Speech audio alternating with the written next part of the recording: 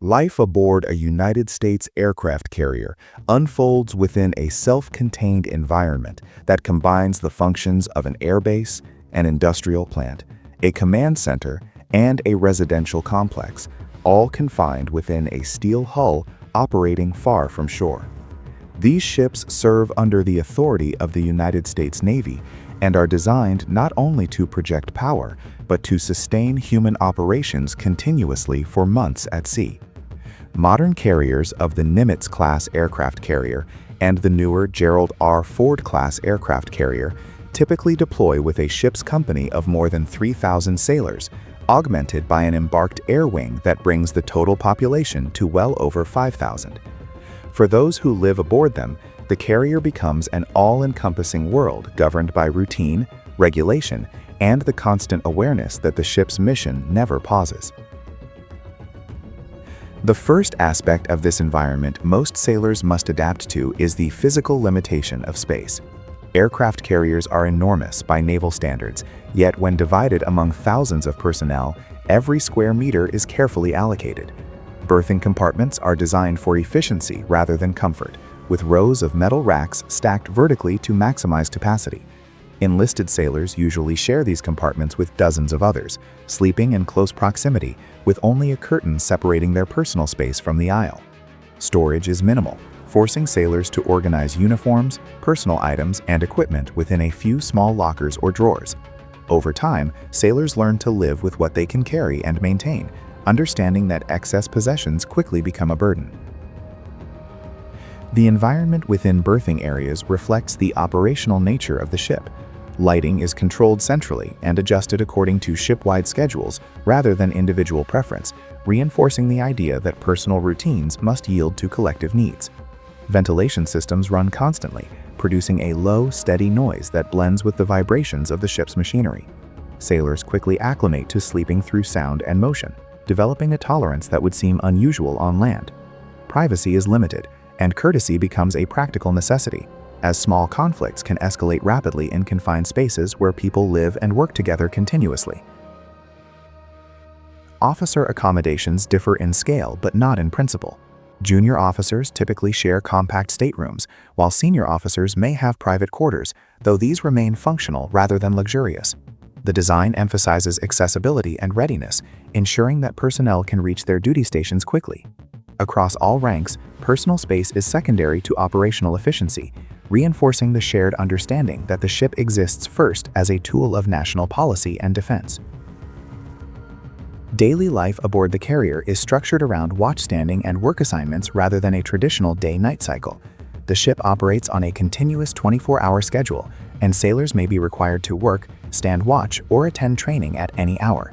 This arrangement reflects the reality that the carrier must remain ready to respond to evolving situations without warning. As a result, sailors often sleep in short intervals, adjusting their rest patterns to fit around operational demands. Fatigue management becomes a learned skill, as individuals balance the need for rest with the obligation to remain alert and effective. Meals serve as one of the few predictable anchors in this schedule. Aircraft carriers operate multiple galleys that collectively prepare tens of thousands of meals each day.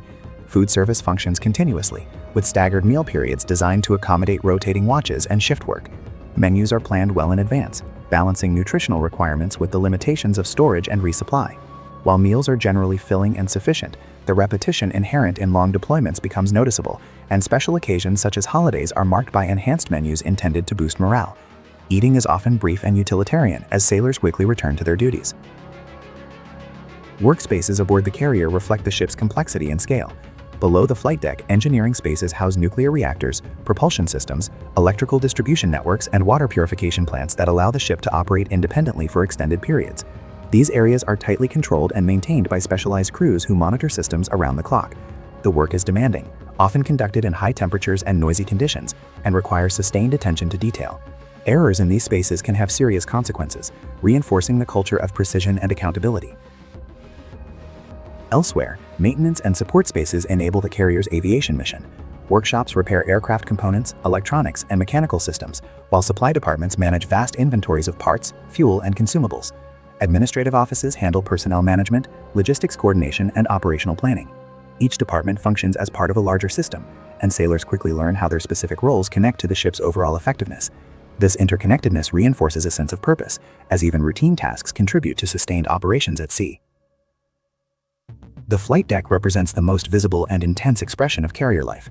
Although only a portion of the crew works there regularly, its influence is felt throughout the ship. Flight operations dictate the tempo of the day, particularly during periods of high operational activity. For flight deck crews, work is conducted amidst extreme noise, powerful jet exhaust, and constantly moving aircraft. Strict procedures, standardized signals, and clear chains of authority are essential to maintaining safety. The demands of this environment shape the broader culture of the ship, emphasizing discipline, teamwork, and attention to detail. Beyond work and rest, the carrier must sustain the physical and mental health of its crew. Medical facilities aboard the ship function as a small hospital, capable of handling routine care, emergencies, and surgical procedures. Dental clinics, counseling services, and religious spaces are integrated into the ship's design, reflecting the need to address a wide range of human needs during long deployments. Fitness facilities, though often crowded, provide an outlet for exercise and stress relief, and many sailors incorporate workouts into their daily routines, despite limited time and space. Recreation is limited but meaningful. Movie showings, television broadcasts, and small organized events offer brief distractions from routine. Access to the open deck, when permitted, allows sailors to see the ocean and sky, providing a psychological reminder of the world beyond the ship's interior. Communication with family and friends is constrained by operational security and technical limitations, making email the primary means of contact. Messages are often delayed, reinforcing the sense of separation that characterizes deployment. As sails at sea accumulate, sailors adapt to the carrier as both workplace and home. Passageways become familiar, routines become ingrained, and relationships within divisions deepen through shared experience. Life aboard a U.S. aircraft carrier is shaped by structure and constraint, but also by cooperation and mutual reliance. Understanding this daily reality is essential to understanding how these ships function not merely as machines of war, but as human systems sustained by thousands of individuals living and working together in an isolated maritime environment. As a deployment progresses, the system of duty rotations becomes the central structure around which life aboard an aircraft carrier is organized. Every sailor, regardless of rank or specialty, is assigned watches that ensure the ship remains operational, secure, and ready at all times. These watches cover navigation, radar and sensor monitoring, engineering plant control, communications, security, aviation coordination, and command functions. Watches continue uninterrupted, day and night, and are layered on top of regular work schedules. A sailor may complete a full maintenance shift or operational tasking, only to report immediately afterward for a watch that lasts several hours. Over time, the distinction between workday and night largely disappears, replaced by a continuous cycle of duty and rest dictated by the ship's operational needs. Sleep aboard the carrier is therefore rarely continuous. Sailors learn to rest in short periods whenever opportunities arise, often sleeping at unconventional hours depending on their assigned watch rotation. Fatigue becomes a constant factor that must be managed deliberately, both by individuals and by leadership. Commands monitor crew endurance closely, adjusting schedules when possible, though operational demands frequently limit flexibility. The ability to function effectively while tired is not taken for granted, but developed through training and experience. Sailors learn how to pace themselves, recognize signs of exhaustion, and rely on standardized procedures that reduce the likelihood of error under stress. Discipline plays a critical role in maintaining safety and effectiveness in this environment. Rules governing conduct, movement, uniform standards, and equipment use are enforced consistently, not as a matter of formality, but because the consequences of negligence can be severe. Narrow passageways, pressurized systems, aviation fuel, and high-voltage equipment leave little margin for improvisation. Sailors are expected to know not only their own responsibilities, but also how their actions affect others working nearby. This discipline is reinforced daily through inspections, supervisory oversight, and a clearly defined chain of command that leaves little ambiguity about authority or accountability. Training remains a constant feature of life at sea. Even during routine operations, sailors participate in drills designed to prepare them for emergencies ranging from shipboard fires and flooding to aircraft crashes and combat damage. These drills are often conducted without prior notice and may occur at any hour, requiring sailors to respond rapidly from wherever they are on the ship. Firefighting gear, breathing apparatus, and damage control equipment must be donned quickly, sometimes in hot and confined spaces. While repetitive, this training builds instinctive responses that are essential in real emergencies, where hesitation or confusion can cause lives. Damage control training is particularly emphasized, reflecting the reality that a carrier must be capable of surviving and continuing operations even after sustaining damage. Sailors are trained to contain fires, isolate flooding, and restore critical systems under adverse conditions. These skills are not limited to specialized teams. Every sailor receives basic damage control training, reinforcing the idea that survival at sea is a collective responsibility. The confidence that comes from repeated drills contributes to overall morale, providing reassurance that the crew can respond effectively to unexpected crises. Professional development does not pause during deployment. Sailors continue to qualify on equipment, complete training modules, and prepare for advancement examinations while underway. Study time is often carved out between duties, requiring discipline and focus despite fatigue and distraction. Advancement exams may be taken aboard ship, sometimes after long workdays, underscoring the expectation that career progression continues regardless of operational tempo. Performance evaluations are conducted at sea, and leadership remains attentive to identify both strengths and deficiencies within the crew. The ship's internal justice system also operates continuously. Standards of conduct are enforced through formal processes, and violations are addressed promptly to maintain order and fairness. This consistency reinforces the message that the carrier is not separate from the broader institutional norms of the service, even while deployed thousands of miles from home. Sailors understand that accountability is an integral part of maintaining trust within a large and interdependent crew. One of the more demanding aspects of extended deployment is prolonged separation from family and familiar social networks. Communication with the outside world is limited by operational security requirements and technical limitations. Email serves as the primary means of contact,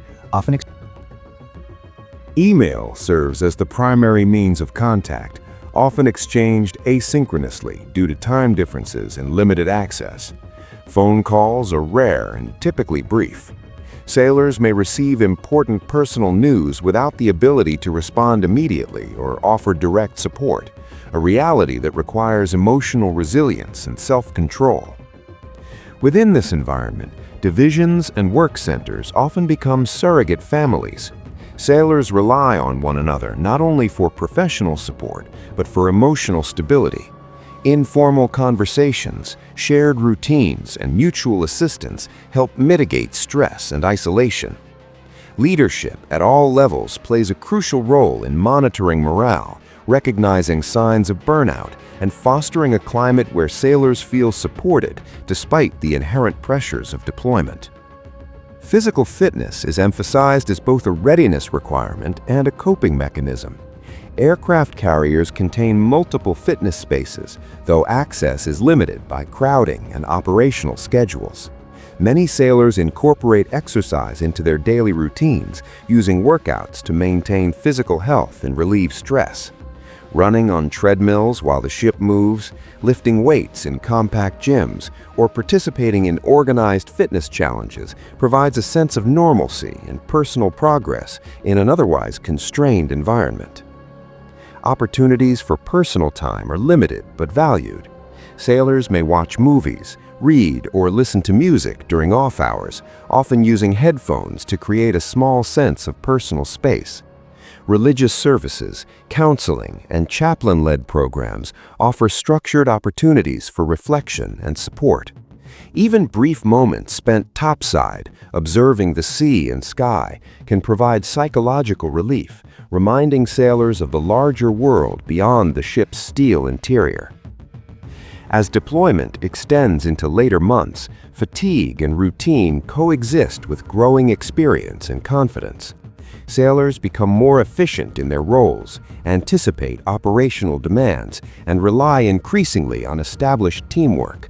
While the physical and emotional challenges of life aboard an aircraft carrier remain constant, they are balanced by a shared sense of purpose and accomplishment. Sustaining operations over long periods at sea depends not only on advanced technology and planning, but on the ability of thousands of individuals to endure confinement, maintain discipline, and perform their duties reliably under sustained pressure.